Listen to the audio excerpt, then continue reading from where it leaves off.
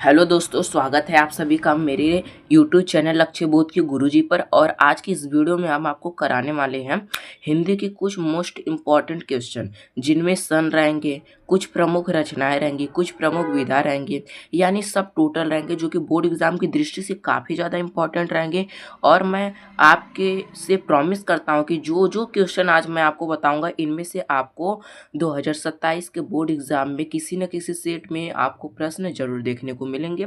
तो बने रहिएगा वीडियो के अंत तक। लेकिन उससे पहले यदि आप हमारे इस चैनल पर नए हैं तो वीडियो को लाइक कर दीजिएगा और चैनल को सब्सक्राइब करना मत भूलिएगा, ताकि आगे आने वाले वीडियो सबसे पहले आप तक पहुंच सके। चलिए शुरुआत करते हैं। पहली कौन सी है, यहाँ पर आप लोग देख सकते हैं, शुक्ल युग को किस किस नाम से जाना जाता है। शुक्ल युग को प्रेमचंद्र युग के नाम से जाना जाता है, छायावाद युग के नाम से जाना जाता है, प्रसाद युग के नाम से जाना जाता है। यानी जो प्रेमचंद्र युग, छायावाद युग, प्रसाद युग जो नाम है, ये शुक्ल युग के ही नाम है। शुक्ल युग के तीनों नाम है। अब इसकी जो काला अवधि होती है, बहुत सारे लोग कहते हैं 1919 से 1938 तक। बहुत लोगों का मानना होता है 1918 से 1936 तक। यानी दोनों क्या है, एक जैसे हैं, दोनों सही रहेंगे। अगर आपके बोर्ड एग्जाम में आता है तो दोनों में से एक ही ऑप्शन आएंगे। फिर यहाँ पर एक मोस्ट इम्पॉर्टेंट क्वेश्चन है कि आचार्य रामचंद्र शुक्ल द्वारा शुक्ल हिंसा अल्लाह खां की भाषा को रंगीन और चुलबुली कहा है। यह जो पॉइंट है, मोस्ट इम्पॉर्टेंट पॉइंट है, इस पर मैं स्टार बना दे रहा हूँ। आपको इस पॉइंट पर ज़्यादा फोकस करना है और इस पॉइंट के बोर्ड एग्जाम में आने के बहुत ज़्यादा चांस हैं। आचार्य रामचंद्र शुक्ल द्वारा इंसा अल्लाह खां की भाषा को रंगीन और चुलबुली कहा गया है। ये स्टेटमेंट आपको याद रखना है।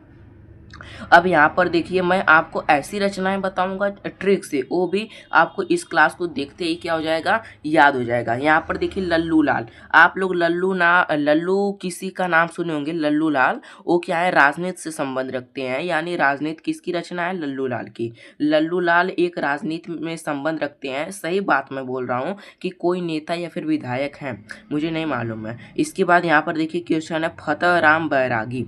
फतेह राम बैरागी, आपको फ से क्या याद रखिएगा, प फ अरे प फ, यानी दोनों क्रम से आता है ना, इसलिए आपको फ के बाद फ के पहले प याद रखना। प से क्या याद रहेगा, पंचाख्यान। यानी पंचाख्यान किसकी रचना है, फतेहराम बैरागी की। और लल्लू लाल एक क्या है, राजनीति से संबंध रखने वाले नेता या विधायक है। इसके बाद श्यामल दास विनोद। अरे यहाँ पर श्यामल दास है।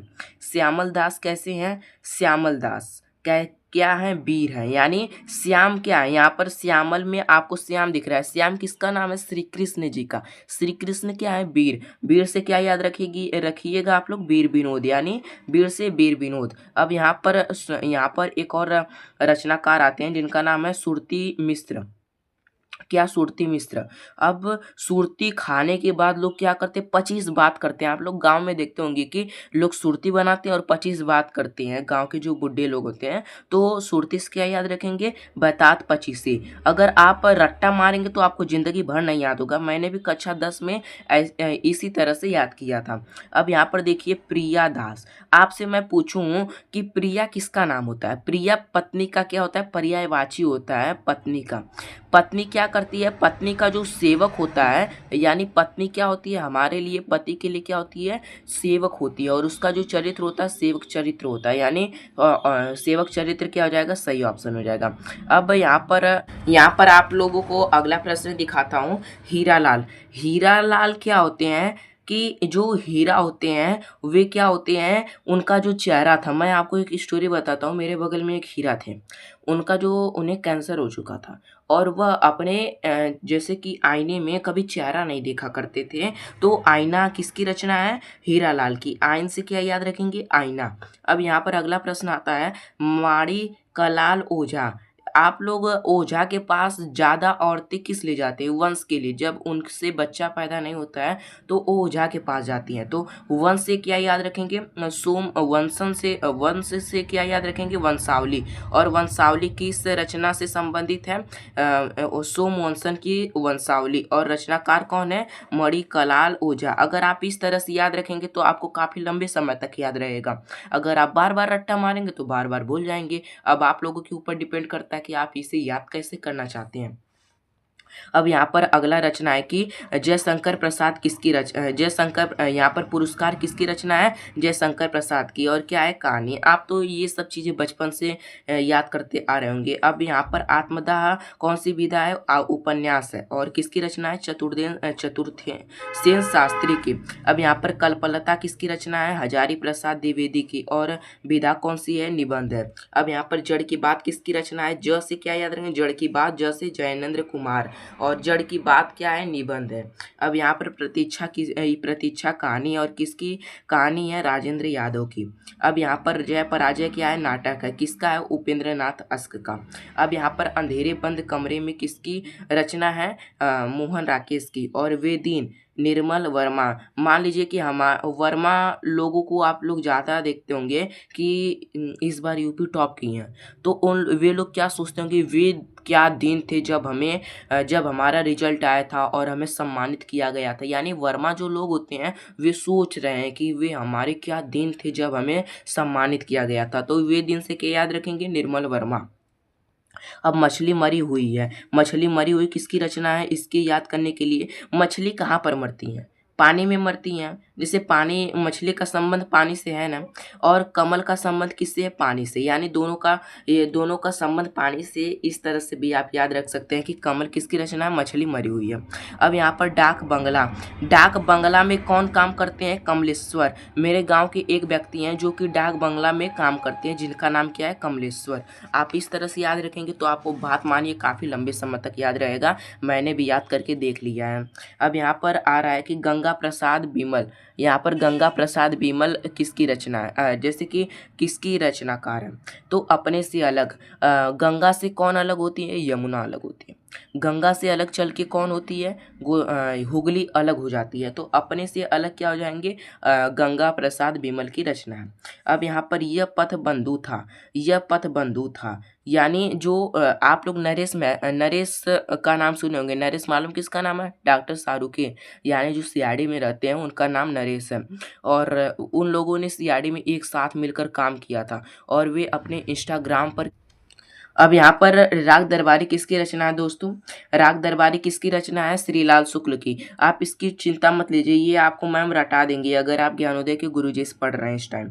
फिर इसके बाद आपका बंटी किसकी रचना है? मनु भंडारी की। यानी ऑप्शन यहाँ पर मनु भंडारी क्या हो जाएंगे? सही हो जाएंगे।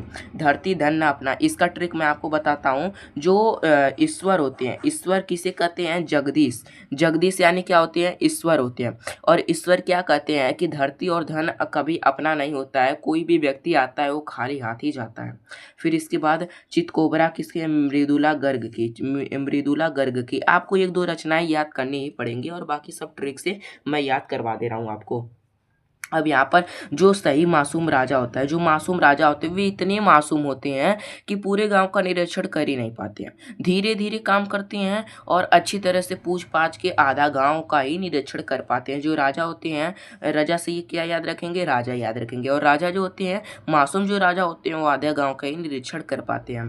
अब यहाँ पर नरेश चंद्र साय, रमेश। आपके क्लास में भी कोई अगर रमेश नाम का लड़का पढ़ता होगा तो उसे कुछ नहीं आता होगा, क्योंकि वह क्या है? गोबर गणेश है। क्या है? गोबर गणेश। इससे आप याद रखेंगे गोबर गणेश।